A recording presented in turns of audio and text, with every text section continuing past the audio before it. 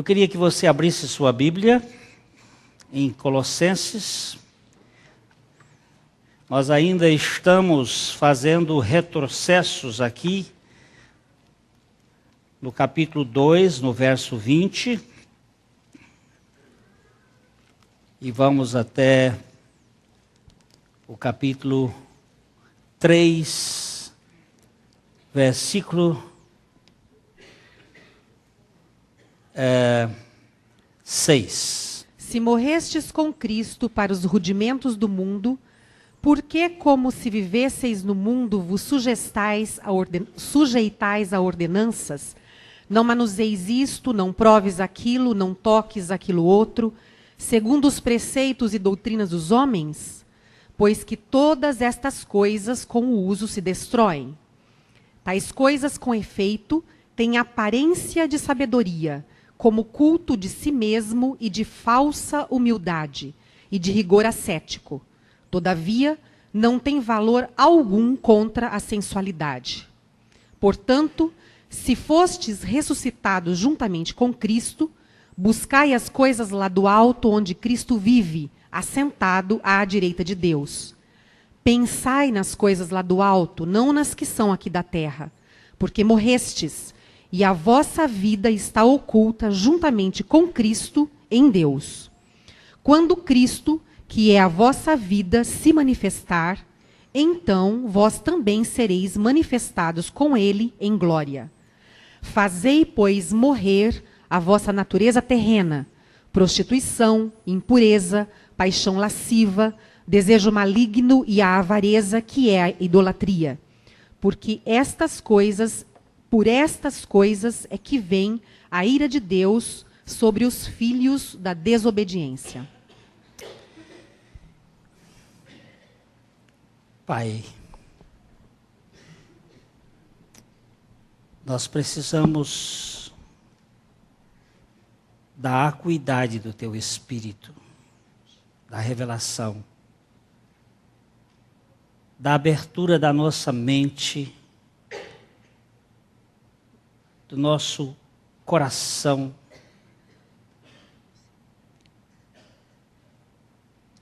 da iluminação do nosso espírito,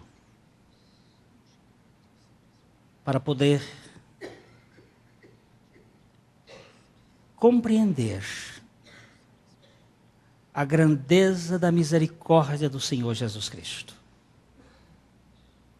Nessa noite nós te pedimos que por tua infinita misericórdia, tu fales aos nossos corações, tu operes nas nossas vidas, para que em tudo o Senhor Jesus Cristo seja exaltado. O teu povo seja edificado aqui e espalhado por este mundo via internet.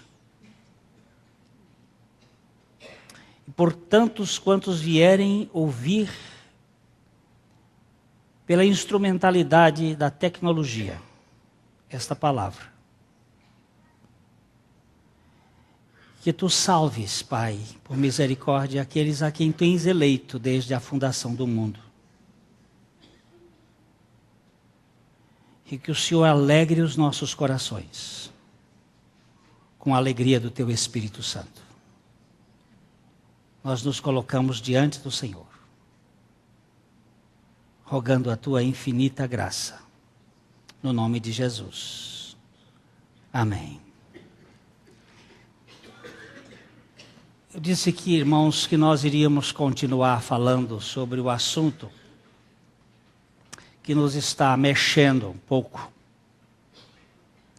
desde uns 2 domingos passados. Essa questão do velho homem, da natureza terrena,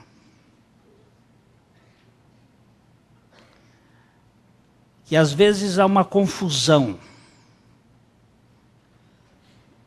Muitas pessoas dão nomes a coisas diferentes, o mesmo nome. E aí traz uma certa Dificuldade. Vimos que Deus criou o homem tripartite. Ele criou o homem do pó da terra, fez o homem terreno, natureza terrena, barro, carne, soprou neste homem de terra o seu espírito, o ruá de Deus, o fôlego de Deus, o espírito da vida de Deus. E o homem tornou-se alma vivente. Essa é a descrição do capítulo 2 de Gênesis, o verso 7. O homem formado da terra, Adão. Alguns usam esta expressão Adão para barro, para homem de barro, natureza humana. Mas Adão não tinha o pecado nele. Ele era um homem que tinha a natureza terrena. Como foi que Adão pecou? Se ele não tinha o pecado nele, se ele não foi feito pecador, como foi que ele pecou? Como é que o pecado entrou em Adão? Ele tinha que ter alguma coisa que pudesse produzir esta rebeldia do pecado. Então, vamos lá para Tiago. Nós vimos domingo passado que a Bíblia explica a Bíblia. Tiago, vamos ler os versos 13, 14 e 15 do primeiro capítulo. Ninguém, ao ser tentado, diga, sou tentado por Deus, porque Deus não pode ser tentado pelo mal, e ele mesmo a ninguém tenta. Ao contrário, cada um é tentado pela sua própria cobiça, quando esta o atrai e seduz. Então a cobiça, depois de haver concebido, dá à luz o pecado, e o pecado, uma vez consumado, gera a morte. Ninguém. Aqui é profundamente exclusivo. Ninguém, ao ser tentado, diga, sou tentado por Deus. Deus não pode tentar ninguém. Tinha que ter um tentador, mas tinha que ter uma realidade tentável. Porque você não pode tentar quem não pode ser tentado. Você só pode tentar quem tem condições de responder à tentação. Por exemplo, tentar um defunto é perda de tempo.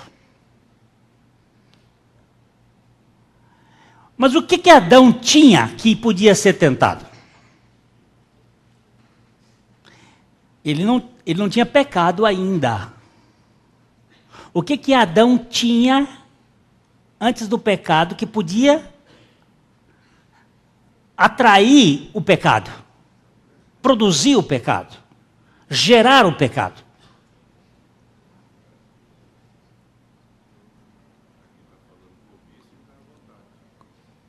Ele falou cobiça, vontade, desejo, querer.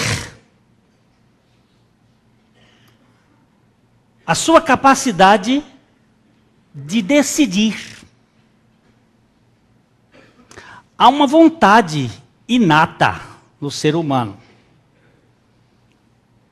Antes do pecado, e só antes do pecado, o homem tinha livre-arbítrio.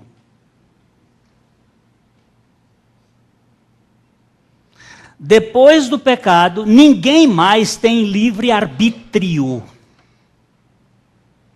Livre-arbítrio é a capacidade que a pessoa tem de pecar e não pecar.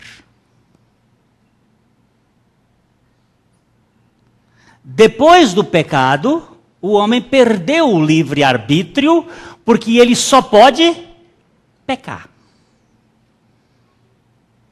Ele não pode não pecar. E aqui é que nós temos que verificar. Adão era um homem livre, de vontade livre. Ele podia pecare ou não pecare. Essa expressão que Santo Agostinho colocou com muita clareza. Mas ele tinha essa condição, a vontade, porque é na vontade, é no querer, é na cobiça, é no desejo, é na concupiscência, outra palavra para a mesma coisa. Chama, e ali, essa cobiça dá à luz o pecado. O tentador apareceu. Tinha que ter um tentador. Mas o meu revólver só pode disparar bala se tiver bala. Se ele não tiver bala, eu rodo o dedo, ele vai rodar o tambor e não sai um tiro. Agora, nós temos uma vontade. A vontade de Adão era livre. A nossa vontade não é livre. A nossa vontade é escrava do pecado. Quando Adão foi cuspido pela áspide do jardim, o cuspe daquela cobra visava o querer. Deus sabe que se você comer do fruto da árvore da vida, você vai ser como Deus, conhecedor do bem e do mal. Ele está falando com a mulher, ela estava falando com Eva. E Eva viu 3 coisas na árvore. Quero ver se você lembra das 3 coisas. Se não lembrar, vamos ler Gênesis capítulo 3, versículo 6. Ela viu 3 coisas no fruto.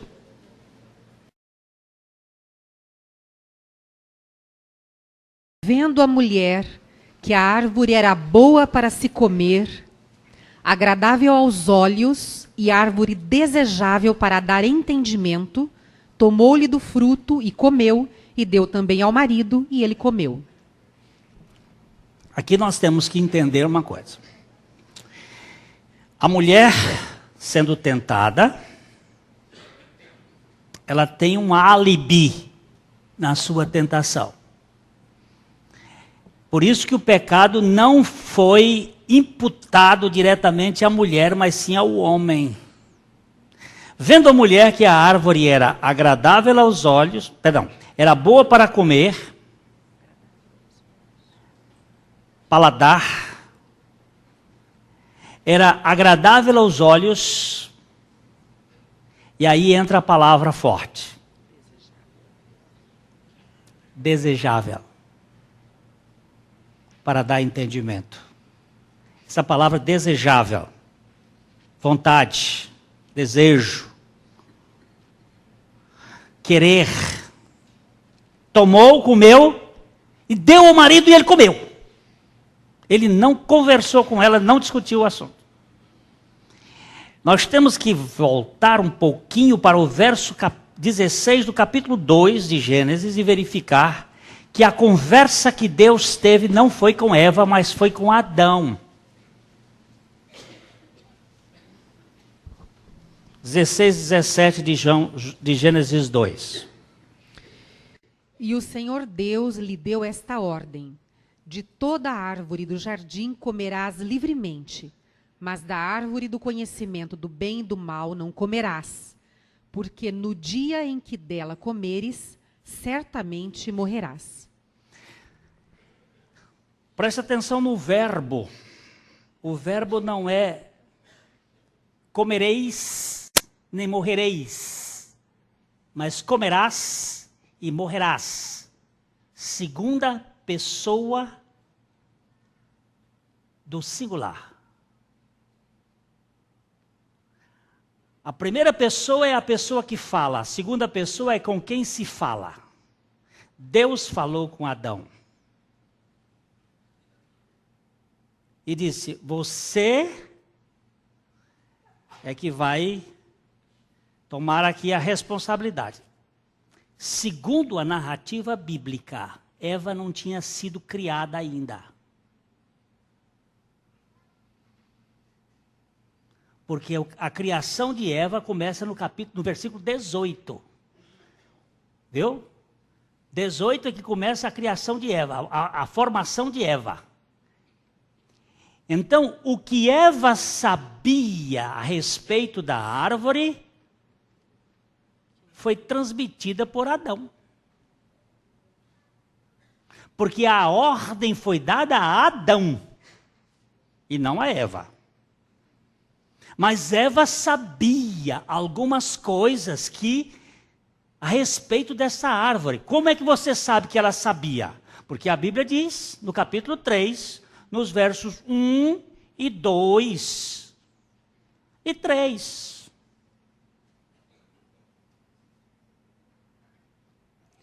Mas a serpente, mais sagaz que todos os animais selváticos que o Senhor Deus tinha feito, disse à mulher: é assim que Deus disse: não comereis de toda a árvore do jardim?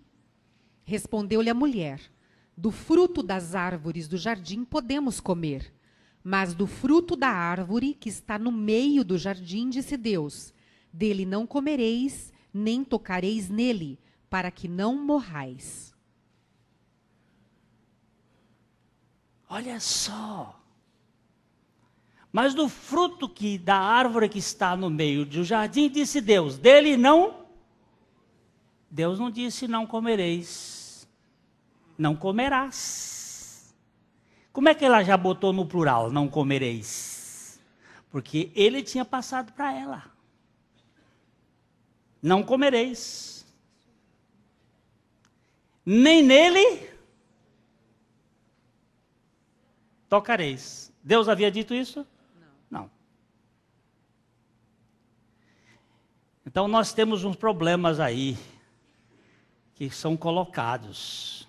Esse não tocareis nele já é, ou foi Adão que disse para que a mulher não se aproximasse da árvore, que é bem provável. Pelo que se conhece um pouquinho da psicologia da mulher, ninguém é mais curioso do que mulher e avestruz. Vai logo querer ver se brilhou. E a serpente, se você for lá para o livro de Ezequiel, você vai verificar que a serpente estava no jardim de Deus, a roupa dela, ou deste arcanjo, deste querubim da guarda, era lindíssima. Então foi uma atração. A roupa era toda coberta de carbúnculo, de ouro, de engastes de ouro e de pedras preciosas. Clovis Bornai ficava longe, com as miçangas e paetês dele, longe. Ali estava um ser lindíssimo. Ela foi atraída, foi convencida. Ele apresentou algumas coisas. E aí, Adão não foi tentado. Adão pecou voluntariamente. Por isso, quando a Bíblia vai dizer lá na frente, no livro de Timóteo, que a mulher não deve ensinar em público, não deve ser mestra na igreja, porque ela foi tentada.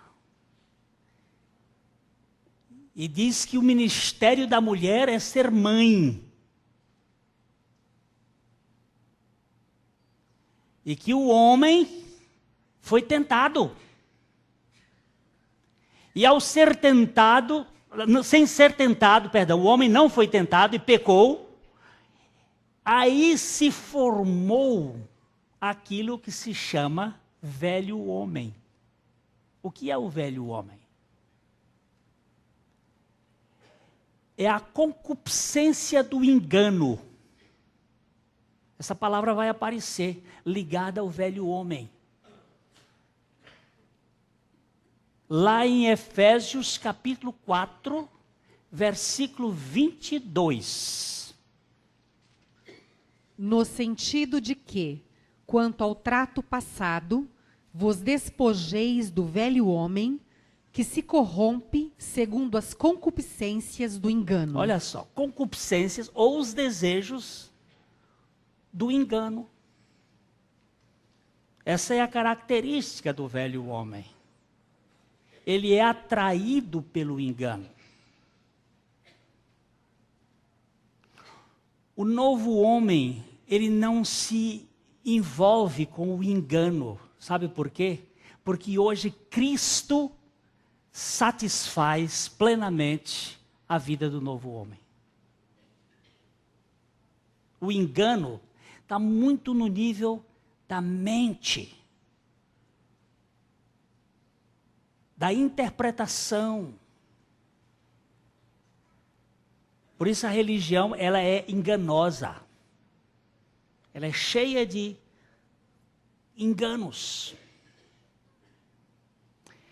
As duas características peculiares do velho homem, vamos chamar de 4 características, mas as duas biblicamente fortes é o engano e a mentira.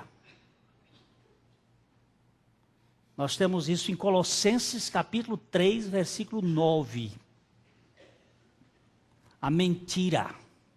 O velho homem, ele é filho do diabo, que é o pai da mentira.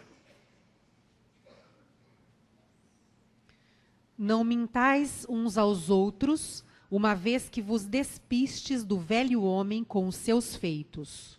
Olha, não mintais. Então, quando Jesus Cristo veio aqui à Terra, ele vinha com um projeto, nos libertar. A Bíblia diz que quem comete pecado é, por favor, é escravo do pecado. E o Filho do Homem se manifestou para quê? Para desfazer as obras do diabo. A obra do diabo principal é a mentira e o engano. Ele cegou o entendimento dos incrédulos para que lhes não resplandeça a luz do Evangelho da glória de Cristo. Então, nós temos aqui a mentira e o engano formando uma coisa tremenda chamada teomania.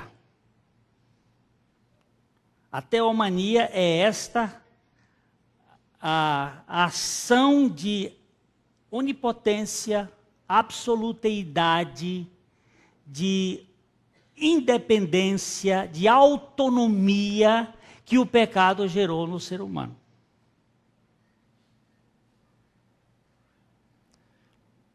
Isto é, o velho homem, com os seus feitos. O velho homem gosta de passarela, de se exibir, de exclusividade. Se lembra de um velho homem fazendo oração? Ele diz assim: graças te dou, porque eu não sou como os demais homens. Ao mesmo tempo que ele se exalta, ele critica os outros. É uma faca de dois gumes. Ele se exalta e ele critica. Isso é característica do velho homem. Mas a Bíblia diz: se morrestes com Cristo, morrestes quem morrestes? O velho homem. São três coisas que a Bíblia diz que morreram com Cristo na cruz: o velho homem, o eu e o mundo, que tem uma influência. Ele diz assim: sabendo isto, vamos ver se a gente lembra Romanos 6,6. Sabendo isto, que foi crucificado com Cristo o nosso velho homem, para que o corpo do pecado seja desfeito, e não sirvamos o pecado como escravos. Como escravos.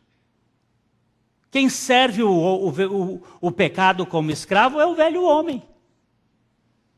Mas ele foi crucificado. Domingo passado nós falamos isso aqui, que o tempo do verbo é um aoristo, e que esse tempo do verbo é pontilear.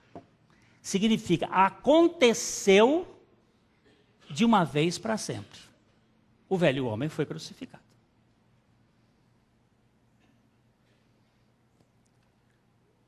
Também foi crucificado com ele o nosso ego.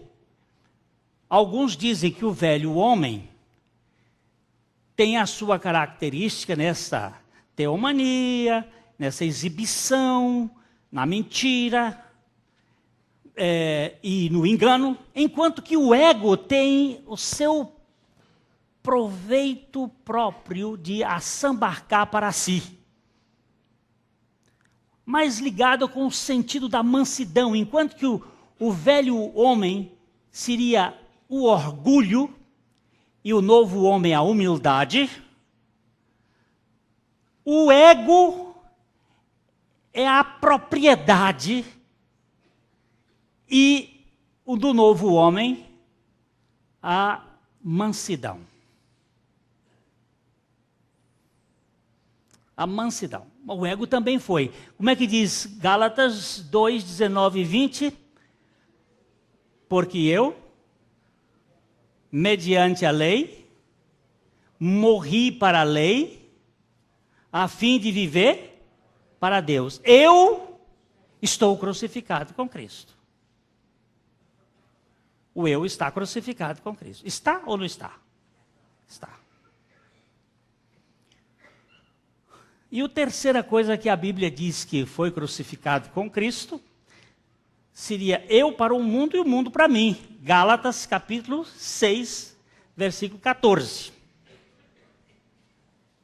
Mas longe esteja de mim gloriar-me, senão na cruz de nosso Senhor Jesus Cristo, pela qual o mundo está crucificado para mim e eu para o mundo.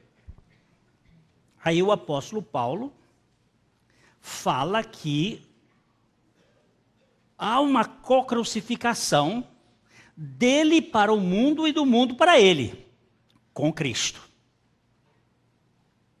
Tudo bem. Nós, se morrestes com Cristo, se ressuscitastes com Cristo, mas por que agora fazei, pois, morrer a vossa natureza terrena?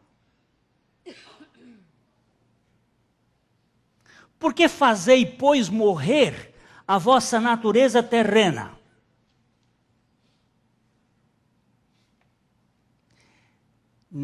crossate, também no aoristo.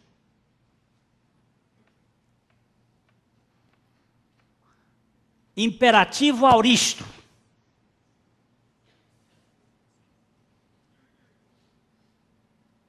Por que fazei, pois, morrer a vossa natureza? O que é essa natureza terrena? Não é o velho homem?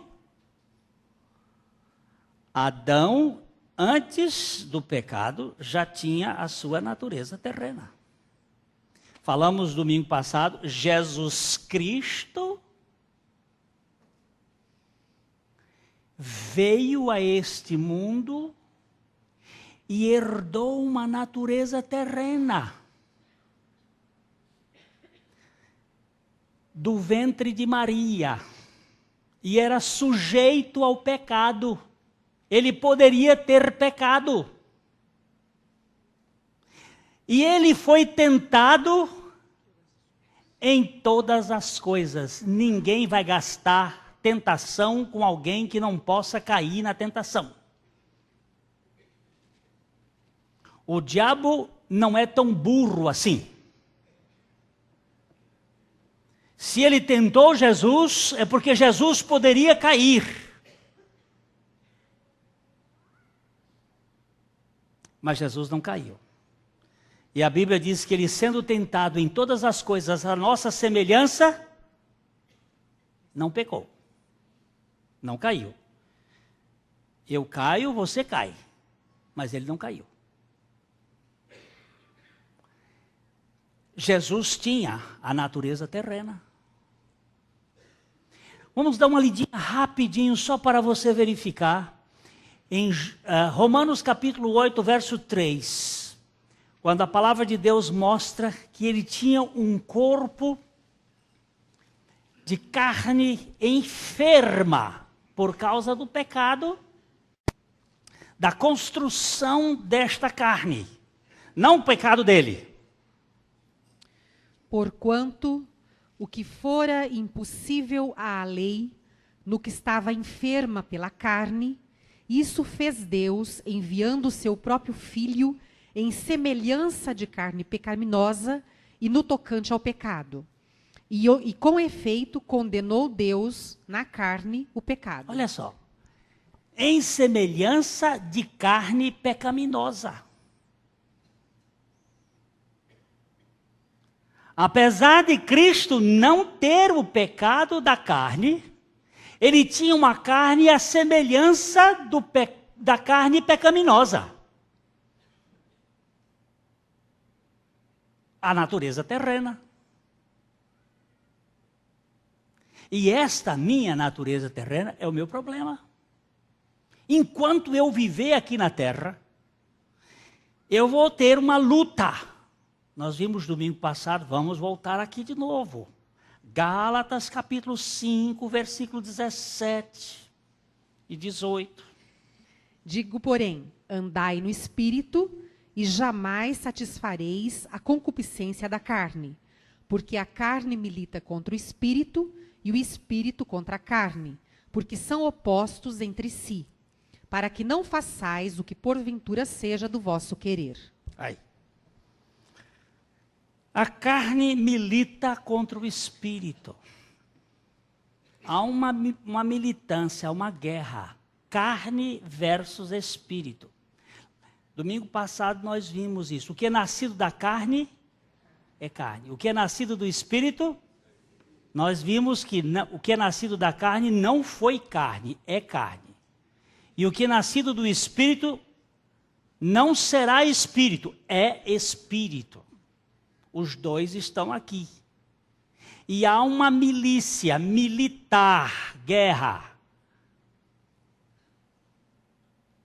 A carne militando contra o Espírito e o Espírito contra a carne. Para que não façais o que é do vosso querer. Olha aí o querer.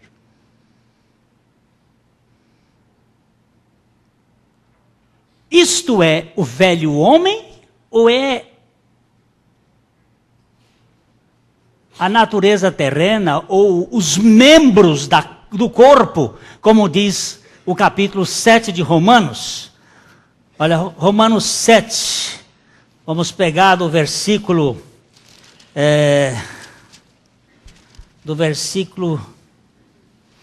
20 até o 24. Mas, se eu faço o que não quero, já não sou eu quem o faz, e sim o pecado que habita em mim. Então, ao querer fazer o bem, encontro a lei de que o mal reside em mim. Porque no tocante ao homem interior, tenho prazer na lei de Deus. Mas vejo nos meus membros outra lei, que guerreando contra a lei da minha mente, me faz prisioneiro da lei do pecado que está nos meus membros. Desventurado homem que sou, quem me livrará do corpo desta morte? Olha só.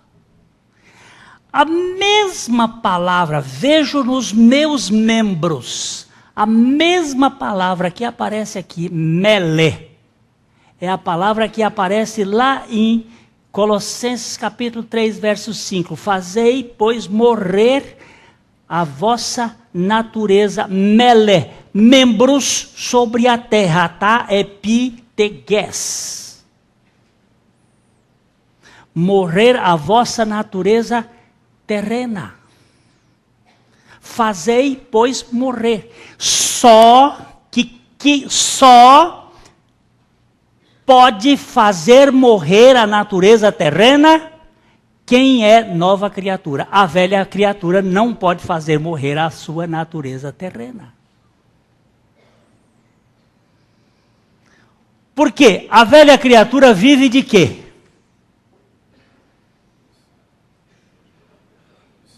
De si, para si, e vive do pecado. Agora, a nova criatura peca? Peca. Só que o pecado na nova criatura é um peso do inferno.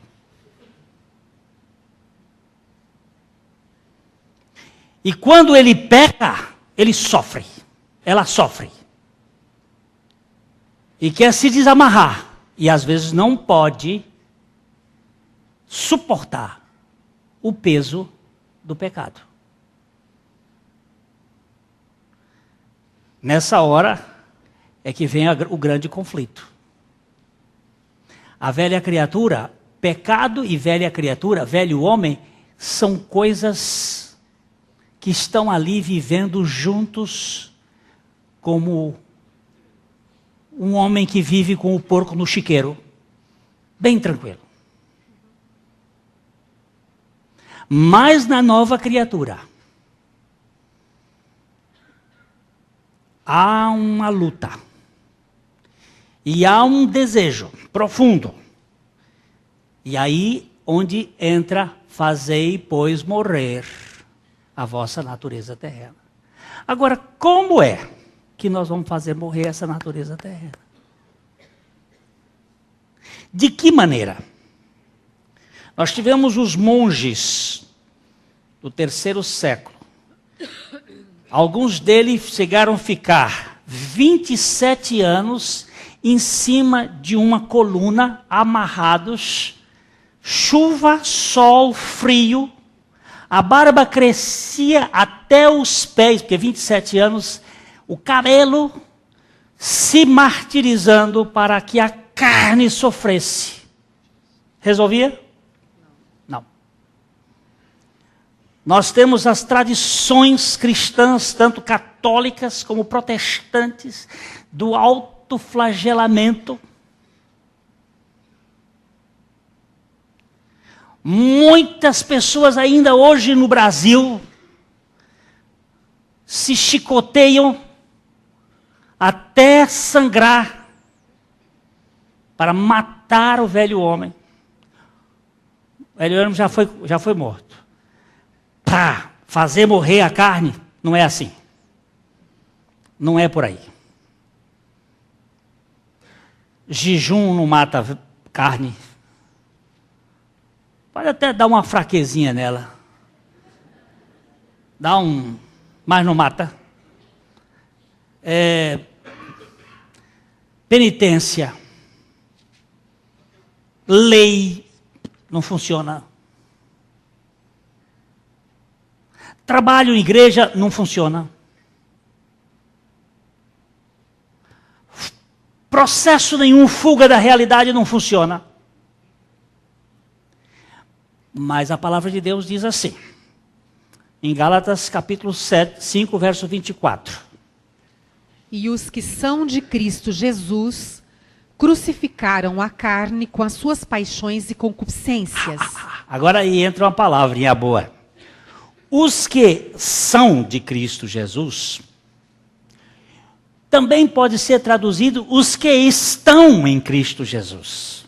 Que o verbo ser e o verbo estar, ele é o mesmo verbo e ele tem a mesma conotação.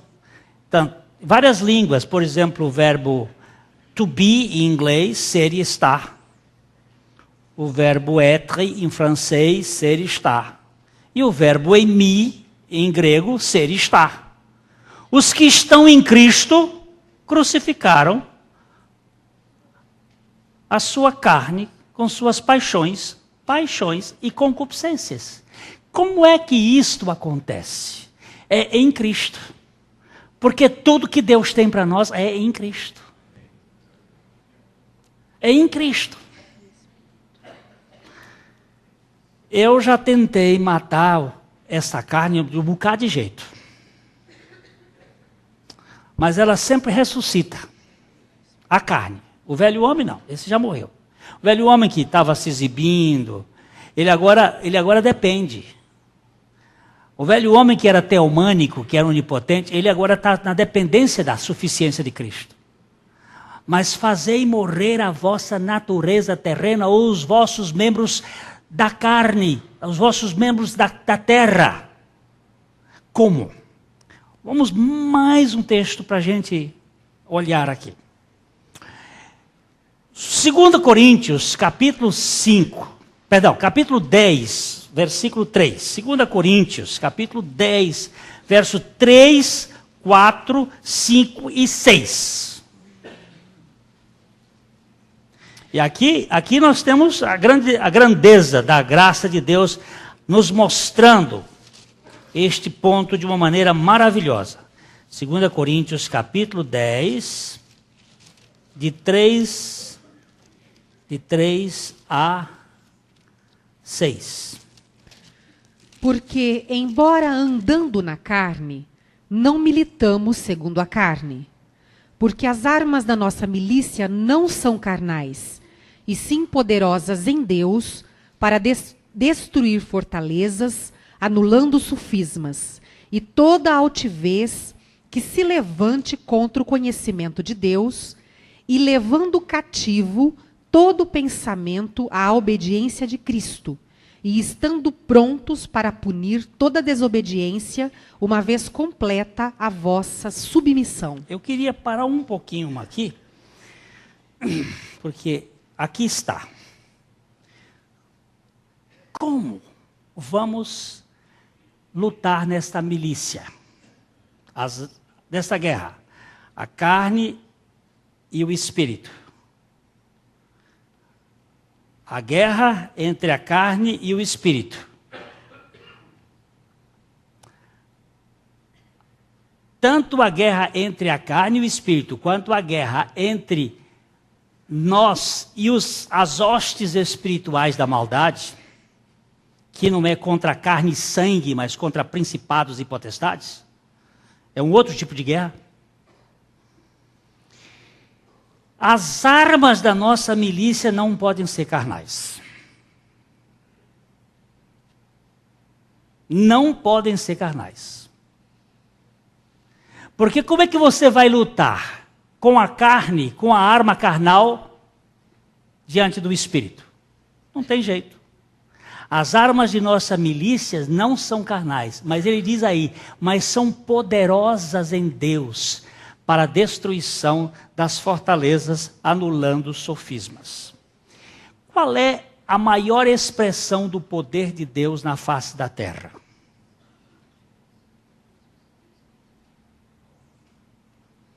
Qual é a maior expressão do poder de Deus na face da terra?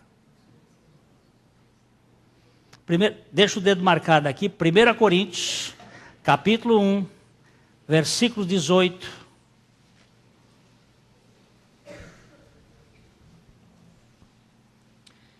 Certamente, a palavra da cruz é loucura para os que se perdem, mas para nós que somos salvos, poder de Deus. A palavra da cruz é o quê? Qual é a maior expressão do poder de Deus na face da terra? É a cruz. Não existe maior expressão do poder de Deus. Depois você leia todo o texto, começando do 17, vai até o 30, e você vai verificar a riqueza desse texto mostrando o poder de Deus na cruz. Então, voltando para lá. São sim poderosas em Deus para a destruição de fortalezas. Primeira palavra que aparece aqui, fortaleza. O que é uma fortaleza? O que é uma fortaleza?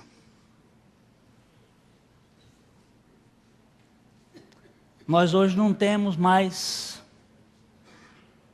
nós não temos hoje, as coisas não tem mais fortaleza. O que era uma fortaleza? Um forte, um lugar que era de soldados, fortalezas, de exército. Onde estão as fortalezas? Na nossa mente.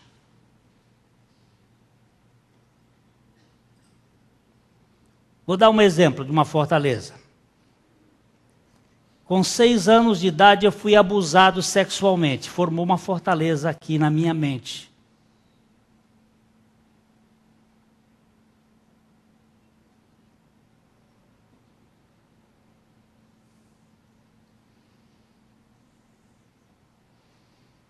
Lembra-se que domingo passado eu falei daquela mulher que me perguntou: Glênio, o que é que eu faço? Meu marido é amante de meu pai, que é amante do meu filho.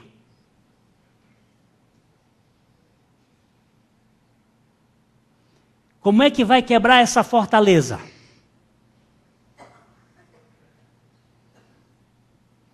Uma pessoa que estava aqui disse assim: como é que eu faço? O meu pai me deu uma surra com relho de couro cru, com o pé no meu pescoço. E eu tenho até hoje os lanhos no meu corpo. Como é que apaga essa fortaleza?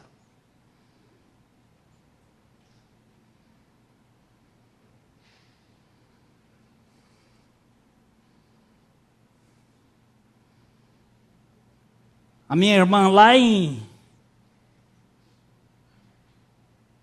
Sarasota, na Flórida, ela está me ouvindo hoje.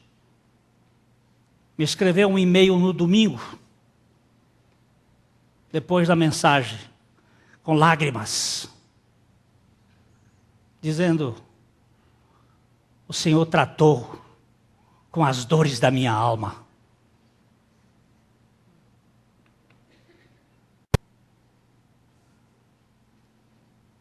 Como é que vai mexer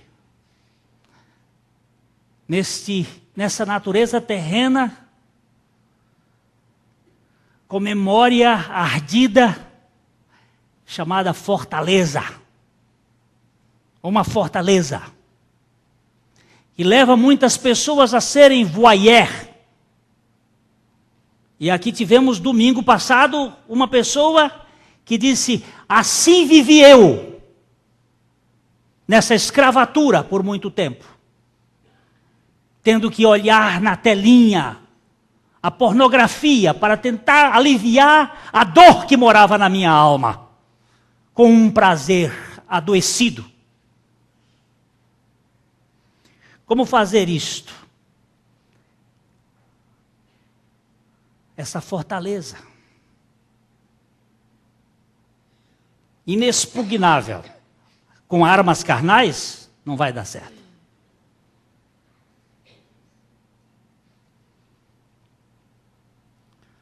As armas de nossa milícia não são carnais, mas poderosas em Deus, para a destruição das fortalezas. Aí ele vai dizendo, anulando sofismas. A palavra terrível.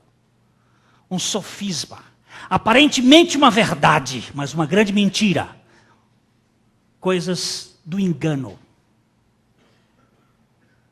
Aí ele diz uma expressão, levando cativo todo o pensamento. Agora, aonde está? A obediência de Cristo. Por favor, meu irmão, entenda, não é a sua obediência a Cristo. É levando cativo todo o pensamento à obediência de Cristo. E Cristo, sendo obediente, foi obediente até a morte e morte de cruz. Pelo que o Pai, sobremaneira, o exaltou e deu-lhe um nome que está acima de todo nome, para que ao nome de Jesus se dobre todo o joelho, nos céus, na terra e debaixo da terra, e toda língua confesse que Jesus Cristo é o Senhor, para a glória de Deus Pai. É aqui que está. Você e eu, traumatizados, marcados, abusados, cuspidos, cheio de doenças na nossa natureza terrena, precisamos de libertação.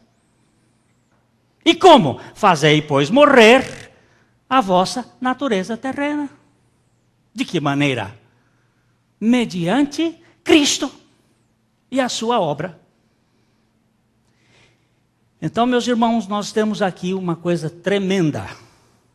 Levando cativo todo o pensamento à obediência de Cristo. Muitas vezes, e isso está acontecendo recentemente comigo, eu pego aquele pensamento que vem, ele vem sorrateiramente, e eu seguro ele pelo colarinho, e levo esse pensamento até Cristo e a sua obediência na cruz. E chego lá e coloco ele assim, olha aqui, seu safado. Você foi destruído ali na cruz com Cristo. Instintos carnais, desejos carnais, sendo vencidos pela obediência de Cristo, que foi obediente até a morte. Mas ele usa um termo bem interessante, estando prontos para punir todas as obediências, uma vez completa a vossa submissão. O velho homem não tinha submissão, só quem tem submissão é novo homem. Agora sim, você pode se jogar nos pés do Cordeiro e se submeter à força poderosa dele para ser liberto. Fazei, pois, morrer a vossa natureza terrena. A gente se esconde atrás das nossas máscaras, mas Deus vai nos achar com a sua graça. Não para expor a nossa vileza, mas para salvar a nossa alma doente e a nossa natureza presa. Queridos, eu sei que temos mais. Nós vamos caminhar para outro dia, ao retornar lá do Piauí. Pela graça do Senhor, a semana que vem, essa semana, amanhã de madrugada, nós estamos indo para o paraíso. Volto a dizer que, acho que não é o outro, não, é esse daqui da terra ainda.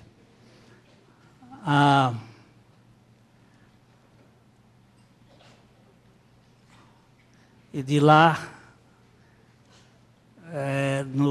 nós estaremos também no encontro do Novo Nascimento em Teresina, durante 4 dias, lá pregando essa graça tão extraordinária. Eu peço só que vocês orem. Essa semana eu tive um pequeno sentimento assim de Vê que o coração está meio bombardeado, né? Do ano passado para cá, a gente passou uma série de lutas e a artéria aorta começou a dilatar, já por causa da própria idade. A gente vai começando a sofrer algumas coisas. E eu estava até sendo convidado para lecionar num seminário aqui, e já declinei da honra em virtude da veia e da veice. Tem algumas coisas que a gente tem que diminuir. E o ventríloco esquerdo está um pouquinho cansado, mas nada melhor do que uma água da Lagoa do Parnaguá para ajudar a curar lá naquele fim de mundo. Espero que vocês experimentem mais da graça. A mensagem que você acabou de assistir faz parte do Ministério de Comunicação Palavra da Cruz. Temos um grande acervo de estudos bíblicos em áudio e vídeo. Distribuímos também, gratuitamente, o jornal mensal Palavra da Cruz. Entre em contato conosco pelo fone fax 0 operadora 43 3322 3037 ou pelo e-mail com@palavradacruz.com.br. Visite-nos também pelo site www.palavradacruz.com.br. Graça e paz.